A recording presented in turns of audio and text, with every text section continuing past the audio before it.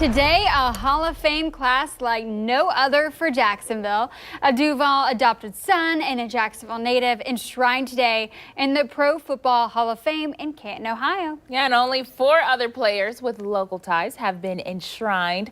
Today's players are friends with deep roots here in Jacksonville. Tony Baselli came to Florida as the face of the Jags.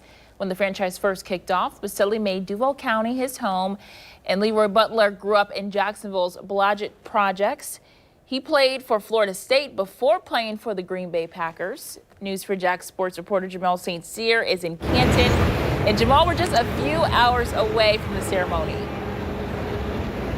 That's right. Things are already kicking off here. The festivities are going on right now. Leroy Butler and Tony Baselli are part of the enshrinement parade that started about 8 o'clock this morning. So they're going through downtown. Some videos have been coming out of Jaguars fans with Tony Baselli getting a nice Duval with a lot of them from the streets before they head here to Tom Benson Hall of Fame Stadium, where the enshrinement ceremony will kick off at around 11:30. Let's push in a little bit. They've already set up everything. It looks very different than when the Jaguars played here just a couple of days ago. Now, no grass shown right now. They've got the flooring out, seats that will be filled up here shortly. And if we look up on the stage, you can already see those busts are in place. They still have the cloths over them, so they'll be revealed a little bit later on during the enshrinement ceremony. That's when all of this year's class of 2022 will get that first look at what those bronze busts will look like. They've been going through the process of getting fitted for them for months now, but none of them have seen the final product, so we'll get to see that on the stage as they give those speeches